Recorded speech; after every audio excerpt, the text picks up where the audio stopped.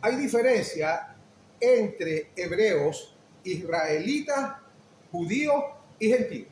Y muchas veces usamos estos términos como que si fueran lo mismo.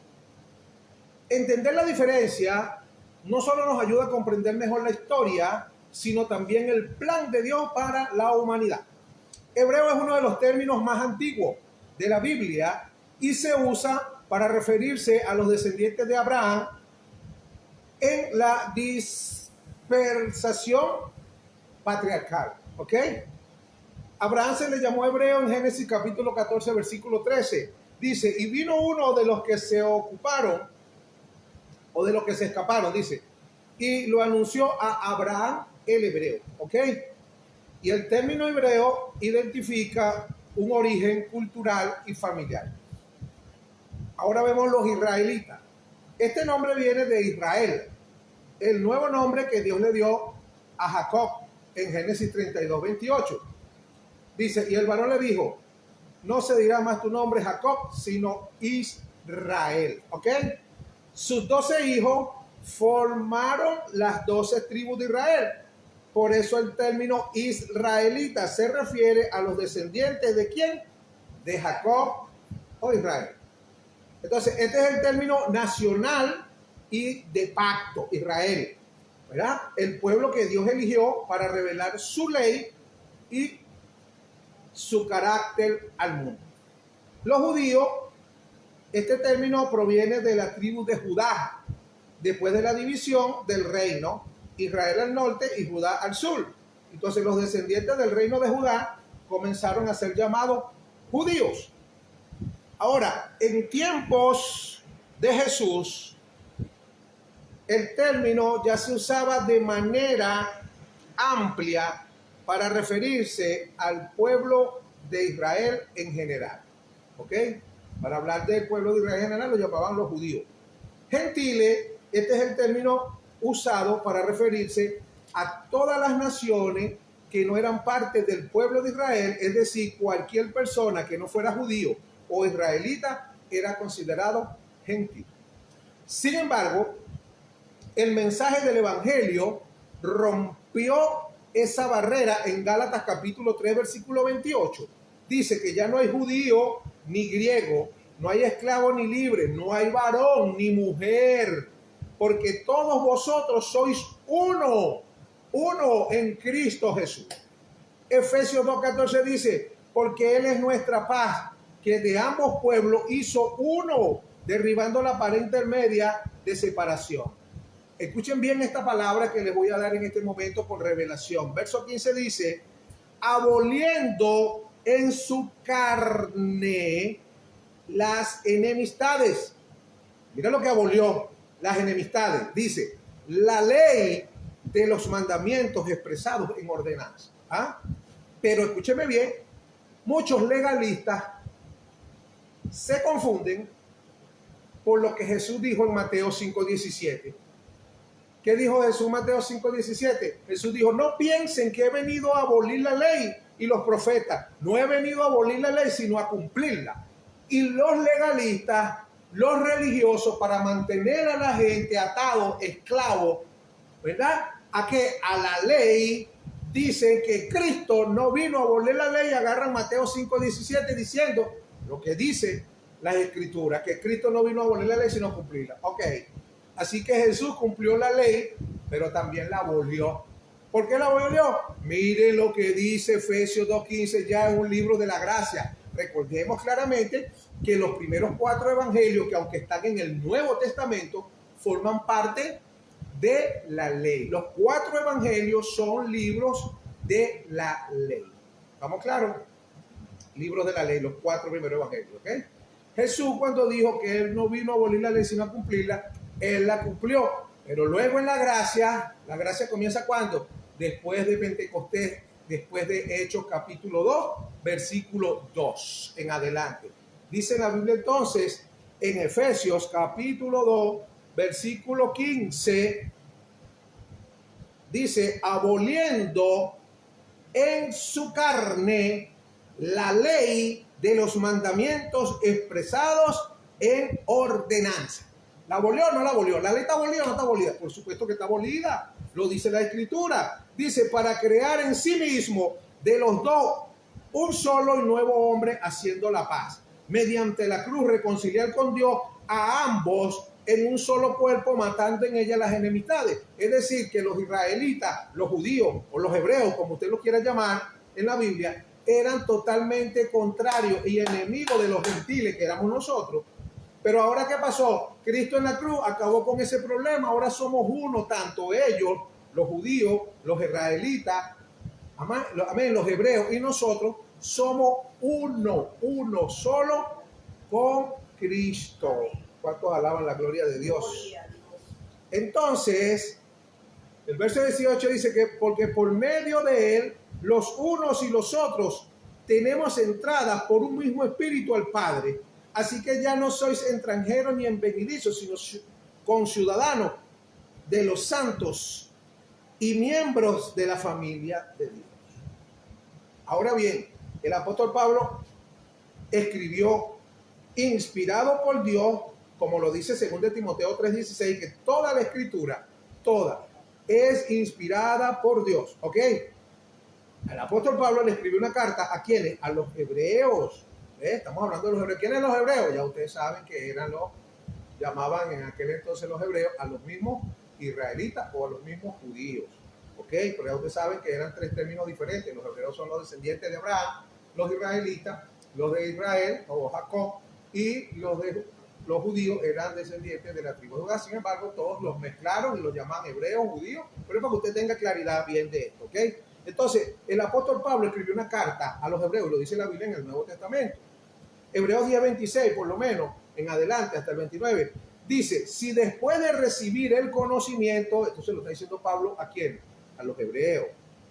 Si después de recibir el conocimiento de la verdad, pendiente con esta palabra, porque esta palabra la usan algunos legalistas, religiosos, para decirle a la gente que la salvación se pierde.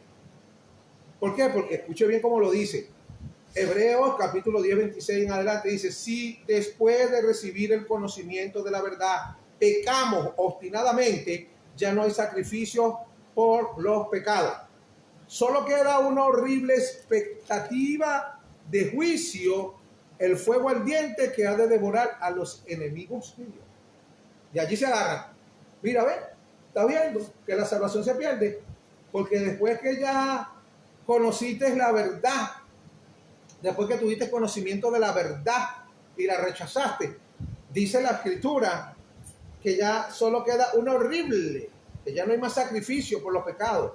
¿Ves? Que si se pierde la salvación, mentira. Entienda bien los términos, escuche bien. Punto número 1, tú puedes recibir el conocimiento de la verdad, saber que Jesús es la verdad, ¿verdad? Pudiste tener el conocimiento, te pudieron haber enseñado lo que era la verdad, pero no recibiste la verdad que es Jesucristo. Son dos términos y son dos cosas totalmente distintas. ¿Cuánta gente no tiene el conocimiento de la verdad en el mundo?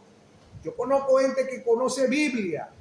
Dígame los presos en la cárcel que ni siquiera se congregan en nada y están tanto tiempo encerrados que los evangélicos que van para allá le regalan el Nuevo Testamento y se lo aprenden de memoria. ¿Tienen conocimiento de la verdad? Sí, pero ¿tienen a la verdad morando en ellos? No, son dos cosas totalmente distintas. Amén, amén.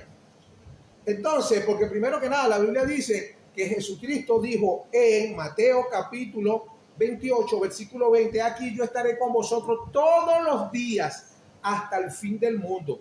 ¿Ven? No dijo, me voy a ir algún día si usted, yo no sé. No, Señor, después que Jesús, usted lo recibe, hace morada, hace templo, hace lugar, vivienda en usted, no se va. Se puede contristar porque lo dice la Biblia o se puede apagar, pero nunca se va de tu presencia. Amén, amén. ¿Cuántos alaban la gloria de Dios? Alabanza, grandecito. Gloria al Señor, amén. Bueno, entonces seguimos acá para que usted vaya aprendiendo algo. Una cosa es tener conocimiento, ¿verdad?, de la verdad, y otra es recibir la verdad. Ok. Entonces son dos cosas distintas, ¿verdad? Cualquiera que rechazaba, dice el verso 28, cualquiera que rechazaba la ley de Moisés moría irremediablemente por el testimonio de 2 o 3 testigos. ¿Ok? Dice, ¿cuánto mayor castigo piensan ustedes que merece el que ha pisoteado al Hijo de Dios, que ha profanado la sangre del pacto por la cual ha sido santificado y que ha insultado al Espíritu de gracia?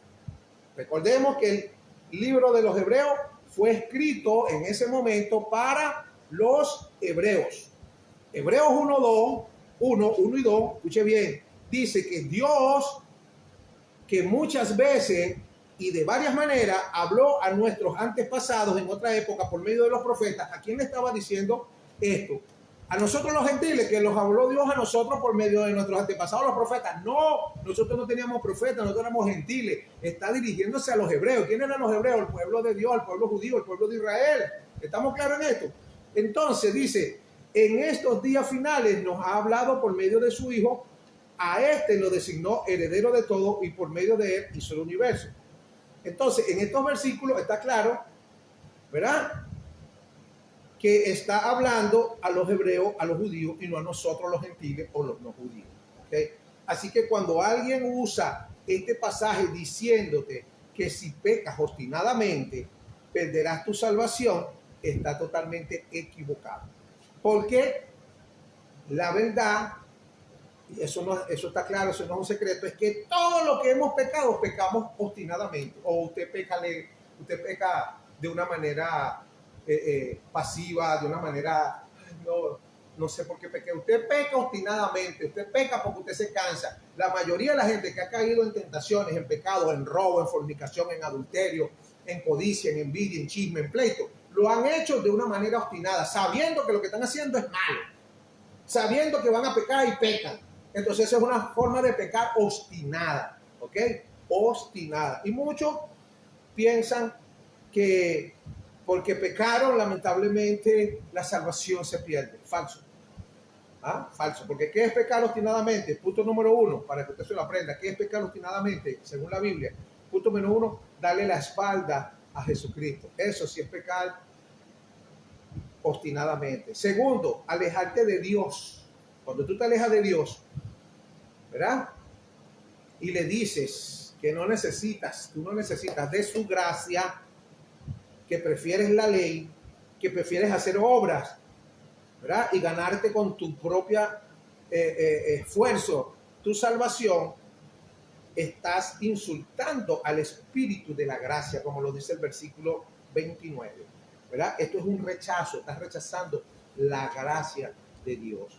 Mire, noten que el Espíritu Santo es llamado Espíritu de Santidad o Espíritu de Gracia. El verso 29 también dice, han profanado la sangre del pacto por la cual han sido santificados. Aquí Pablo compara la sangre con algo común. ¿Y qué es algo común para los judíos?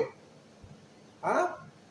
Es considerar la sangre de los toros y de los machos cabríos con la sangre de Jesús.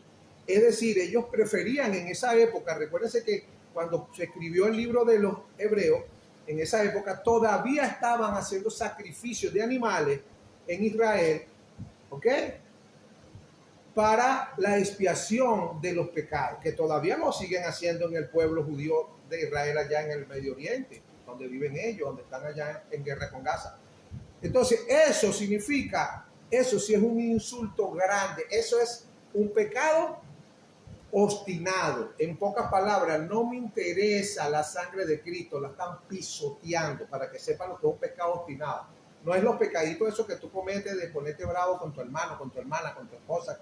Ay, es un pecado obstinado. Sí es un pecado obstinado, pero eso no es un pecado de muerte. La Biblia habla que hay pecados de muerte y otros que no son de muerte. Los pecados de obstinación, estamos hablando de rechazar a Cristo, ya no hay más sacrificio. Cuando una persona no acepta el llamado que Dios le hace en su libre albedrío, bueno, te voy a decir una cosa, algunos son cabezones, como lo fue Jonás, que no quería servirle a Dios y hasta se lo tragó un pelo, vomitó y todavía seguía peleando con Dios. Todavía hay gente así que hasta la final muere. Bueno, para ese no hay más remisión por los pecados. Esos son pecados de obstinación que le dicen a Cristo, ¿verdad? Al espíritu de la gracia, no me interesa tu gracia. Incluso prefieren seguir matando gallinas y lavándose con la sangre de una gallina, ¿me entiendes? Un altar de brujería, lo que sea. Esos son esos pecados que habla la Biblia, para que lo sepan. No es el pecado que tú cometes, que, hermano, porque la gente para condenar te mandase.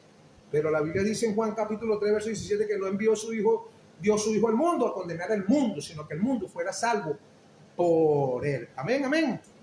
Así que en esos días, ¿verdad? Estamos claros, cuando se escribió esto, eran como los sacrificios de toros, machos cabríos, y su sangre era usada para el perdón de los pecados, que los cubría por un año, pero no quitaba los pecados. Según Hebreos 10:4, dice que la sangre de los toros, los machos cabríos, no quitaban los pecados, sino que los cubrían.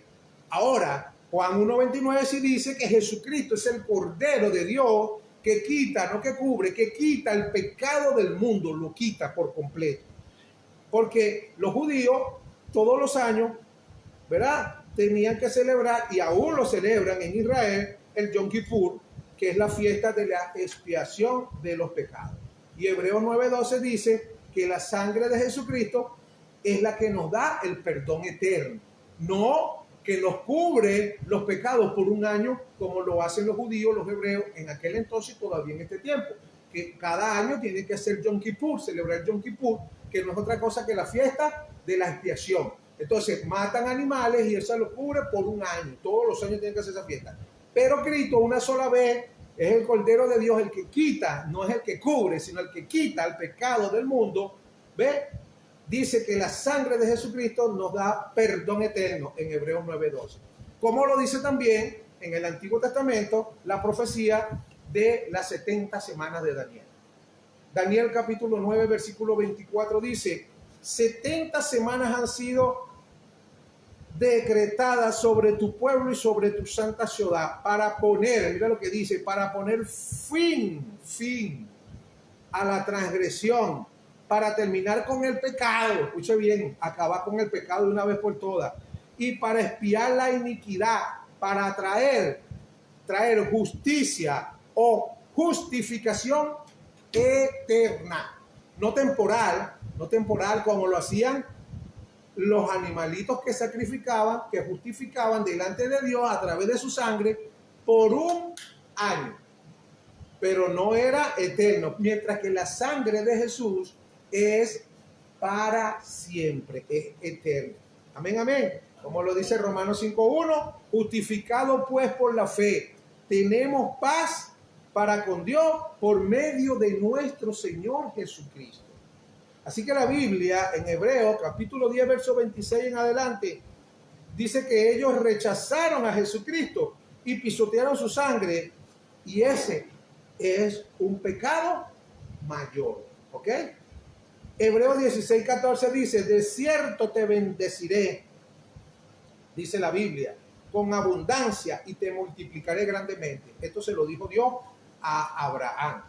Y en Hebreos capítulo 6, versículo 18, dice, lo hizo así para que mediante la promesa y el juramento, que son dos realidades inmutables en las cuales es imposible que Dios mienta, tengamos un estímulo poderoso, lo que buscando refugio, escucha esta palabra, los que buscando refugio nos acercamos a la esperanza que está delante de nosotros. ¿Ah? Los cristianos legalistas y religiosos usan estos versículos como el que acabamos de leer, es imposible que Dios mienta, para condenar a la gente. ¿Eh? Un ejemplo, te dice, la paga del pecado es muerte, varón. Y recuerda que es imposible que Dios mienta, porque Dios no es hombre para mentir, ni es hijo de hombre para arrepentirse. ¿Ves? Te usan versículos, los sacan, esos textos fuera de contexto para tratar de intimidar a las personas y llevarse. Siempre los legalistas, los religiosos, usan estos versículos en un contexto negativo. Tenemos que tener cuidado con eso. ¿Ves? Haciéndote entender de que el castigo de Dios vendrá porque Dios no es hombre para que mienta, ni es hijo de hombre para que se arrepienta. Pero nosotros, si observamos bien con cuidado de dónde sacan esta cita bíblica, vemos que está en número 21:19 en adelante, dice, Dios no es hombre para que mienta, ni hijo de hombre para que se arrepienta. Él dijo y no hará, habló y no lo ejecutará. Pero el 20 dice, he aquí, he recibido orden de bendecir. Él dio bendición y no podré revocarla. ¿Por qué? ¿Quién dijo eso? El profeta Balaam, porque lo había contratado un rey que se llamaba Balac, que era morreo, y ese rey le pidió a Balaam para que maldijera al pueblo de Israel. Pero lamentablemente, para que aprendamos en la Biblia dice que nadie puede maldecir lo que Dios ha bendecido. Cuando yo no sabía y estaba nuevo, alguien me echaba una maldición. Maldecir es decir mal. Maldecir. Tú lo lees al revés, decir mal, es una palabra compuesta. Cuando alguien decía algo mal de mí, ¿tú sabes qué decía yo? Cancelo eso, me desligo de eso, anulo eso. Eso fue lo que me enseñaron. Una locura. Yo no tengo ni que cancelar, ni que desligarme, ni que anular, ni que transmutar. Nada de eso, eso es metafísica. Yo tengo que estar claro en el conocimiento de la verdad y saber que nadie puede maldecir lo que Dios ha bendecido. En Efesios capítulo 1, versículo 3, la Biblia dice que bendito sea el Dios y Padre de nuestro Señor Jesucristo, que nos bendijo con toda bendición espiritual en los lugares celestiales. Así que nadie puede maldecir lo que Dios ha bendecido, hermano. Usted es bendito, ustedes son benditos, somos benditos y nadie te puede maldecir, ni el diablo, ni los demonios, ni un brujo, ni tu vecino, ni nadie, ni tu mamá, pues, ni tu papá te pueden maldecir. ¿Por qué? Porque vemos también en Génesis capítulo 9, versículo 1, donde estaba Noé con sus hijos, Cam, Sem y Jafet. ¿Y qué hizo Dios? Dice la Biblia que Dios bendijo a Noé y a sus hijos. Pero también vemos más adelante que el hijo de Noé, Cam, vio la desnudez de su padre. ¿Y qué hizo Noé? No pudo maldecir a Cam, a su hijo. ¿Qué hizo entonces? ¿Maldijo a quién? A Canaán, a su nieto. Maldito seas Canaán, le dijo. ¿Por qué no maldijo al hijo? Porque no podía. Entonces, estos son principios bíblicos que nosotros tenemos que tener claro para vivir en paz. Saber que a ti no te puede maldecir nadie, ya tú eres bendito, lamentablemente ni tú mismo te puedes maldecir. Ay, hermano, no digas palabras de maldición sobre tu vida, nada te va a caer, ni tú te puedes maldecir. Entonces esas metafísicas van para otro lado. Eso no, aquí en la iglesia de Cristo, eso no cabe. ¿Me entiendes? Ni que yo diga que soy feo, voy a ser feo. Ni que lo diga 3 veces, ni que lo repita, voy a ser feo, voy a ser feo. No seré feo, porque yo no me puedo maldecir. Nadie puede maldecir lo que Dios ha bendecido. Soy bendito por Dios, usted es bendito por Dios, usted es bendito por Dios. Todos somos benditos por Dios y nunca, nunca, jamás te va a caer ninguna maldición. Eso era antes. ¿Cuántas veces no le echaron a uno maldiojo cuando estaba chiquito? Pero después de viejo, que estamos en Cristo, olvídese de eso, a nosotros no nos cae nada, nada de eso. Amén. Somos benditos. Entonces, mis amados hermanos, escuche bien. Mira lo que continúa diciendo el versículo 21. Tan bonito que es nuestro Dios. Dice, no ha notado iniquidad en Jacob, ni ha visto perversidad en Israel. Jehová su Dios está con él, y júbilo de rey en él. Fíjense que no dice, no había, sino que no he visto. Dos cosas distintas. Dios no dijo en su palabra que no había pecado en Israel, porque ¿quién no sabe que Israel es un tremendo pecador? Todo ese pueblo era pecador, cada rato estaban metidos en lío, ¿cierto? Cada rato. Pero mira lo que dice la Biblia. No dice que no había pecado, sino que no he visto, ni he notado pecado, ni perversidad en mi pueblo. Entonces, ¿hay maldad en Jacob? ¿Hay iniquidad en Israel? Claro que sí lo hay, pero Dios no lo nota. ¿Por qué Dios no lo nota? Esto es una bendición de Dios para que se lo aprendan de memoria. Y Dios los bendijo como que si no hubieran pecado en sus vidas. Ojo, Dios bendice a su pueblo como que si no hubiera pecado en él. Y esto se llama gracia. Acuérdense de eso, gracia. Gracia. En la gracia, en este tiempo de nosotros, ¿verdad? En el año 2026, la iglesia del Señor, nosotros que estamos acá presentes, mire lo que dice la Biblia en Hebreos capítulo 10, verso 16. Esto es para ti, para mí, para todos nosotros en el tiempo de la gracia. Dice, también el Espíritu Santo nos da testimonio de ello. Primero dice, este es el pacto que haré con ellos después de aquel tiempo, dice el Señor. Pondré mis leyes en su corazón y las escribiré en su mente. Verso 17 dice, después añade, y nunca más me acordaré de sus pecados y de sus maldades. Entonces, aquí está clarito, como lo hizo con el pueblo de Israel en el libro de Números, que Números claramente lo dice, ¿verdad? Que no había visto Dios no ha notado iniquidad en Jacob, ni ha visto perversidad en Israel, ¿verdad? No lo había visto. Así lo hace contigo y conmigo en el tiempo de la gracia con su iglesia, como lo acabamos de leer. Amén, amén. Dice, y nunca más me acordaré de sus pecados y de sus maldades. Entonces, porque a ti te tienen a veces las iglesias, tienen un psicoterror a las hermanas y a las hermanas que cuidado con el pecado, la paga del pecado es muerte, varón, la paga del pecado es muerte, porque sacan los textos fuera de contexto. Lo dice la Biblia, sí lo dice la Biblia, pero lee bien por qué lo dice, cuándo lo dice, cómo lo dice y para qué lo dice. No para que tú andes psicoterroreando a la gente.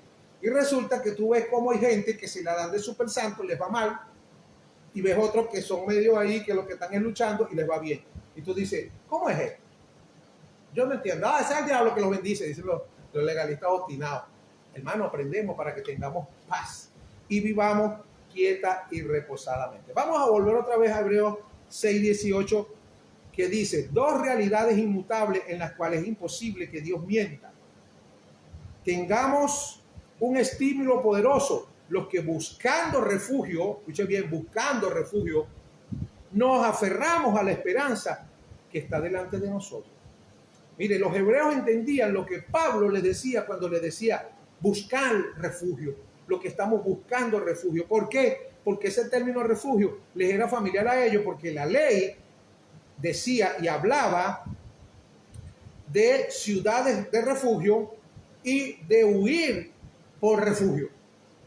Números 35 del 9 al 11 dice, el Señor le ordenó a Moisés que les dijeran a los israelitas cuando crucen el Jordán y entren en Canaán, escojan ciudades de refugio a donde puedan huir quien inadvertidamente mate a alguien. Entonces, las ciudades de refugio son para las personas que mataban a alguien accidentalmente. Escuche bien, era un accidente.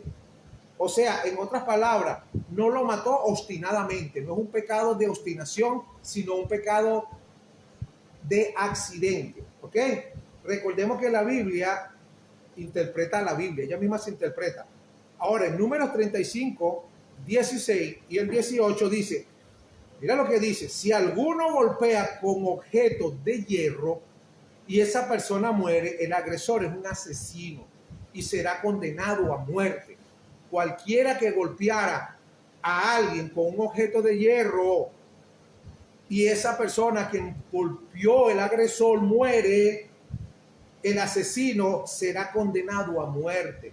Y el verso 18 dice, y si alguno golpea a una persona con un pedazo de madera, escuche bien, con un pedazo de madera, y esa persona muere, el agresor es un asesino y será condenado a muerte.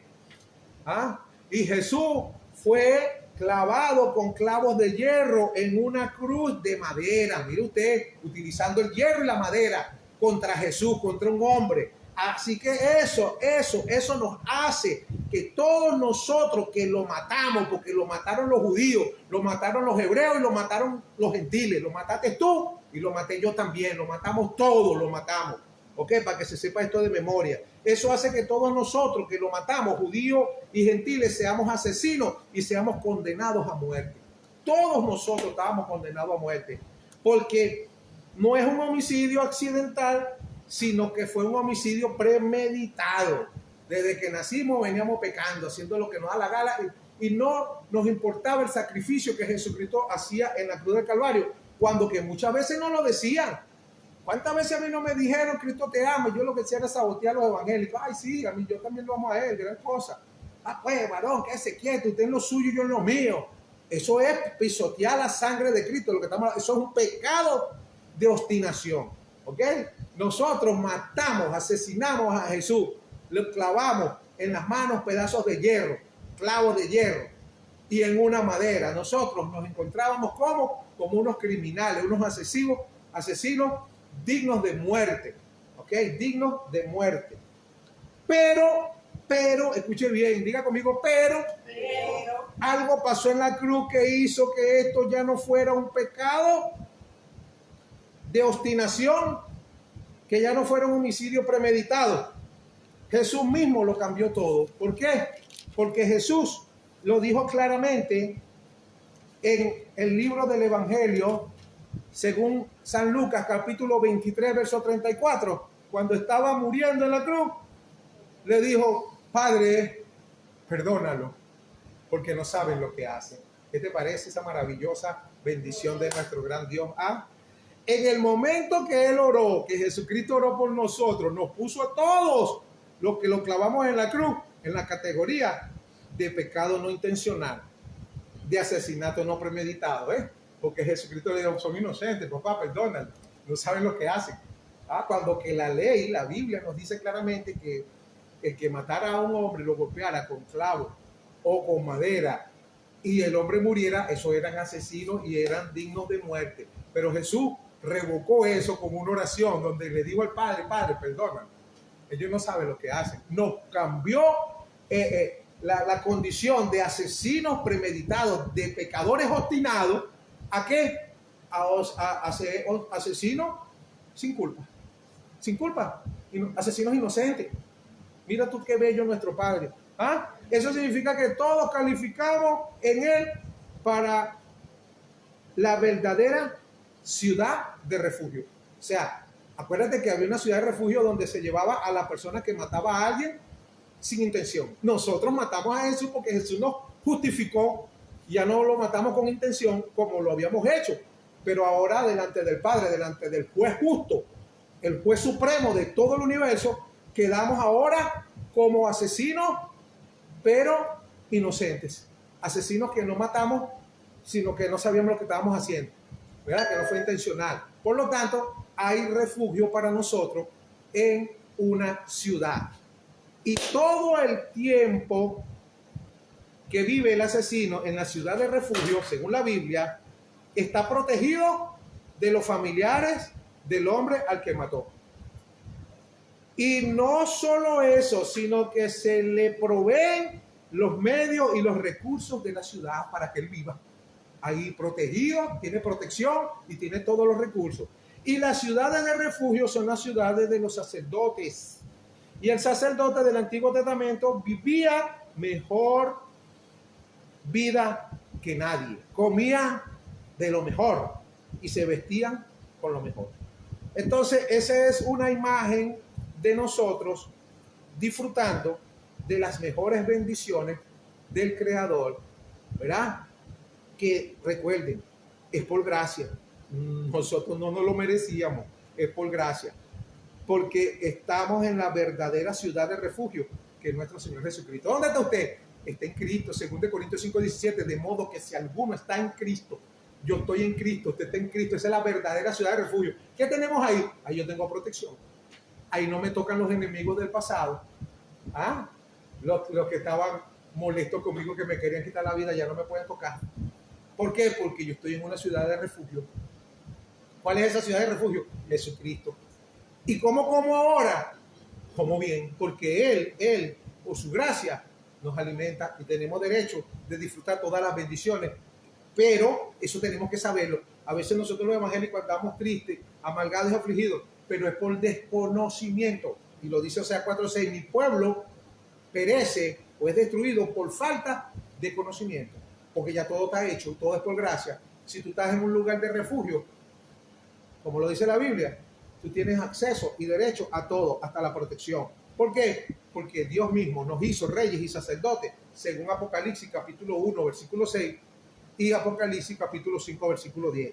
Quien nos hizo reyes y sacerdotes.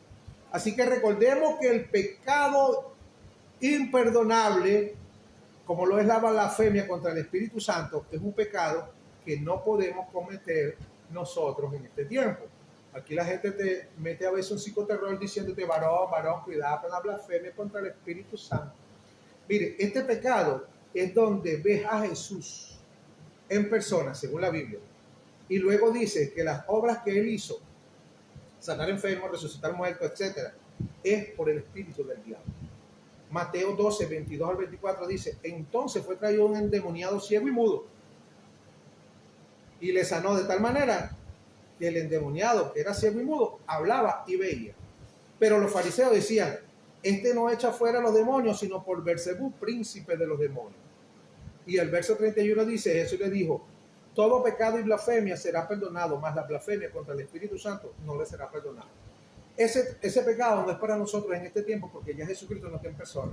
Y yo no voy a ver a Jesucristo haciendo un milagro y le voy a decir, tú, Señor Jesús, no lo echas por el Espíritu Santo, sino por Beelzebú. Como no lo voy a ver en persona, porque ya Él no está en cuerpo, sino en espíritu, Él es el que hace todo, ya no hay pecado ni blasfemia contra el Espíritu Santo en este tiempo, en el tiempo de la gracia. Amén. Bueno, sin más que compartir, me despido de ustedes desde la ciudad de Puerto Cabello, en el estado Carabobo, República Bolivariana de Venezuela. Iglesia Oasis de Bendición, su hermano y amigo, el pastor Miguel López. Bendiciones. Amén.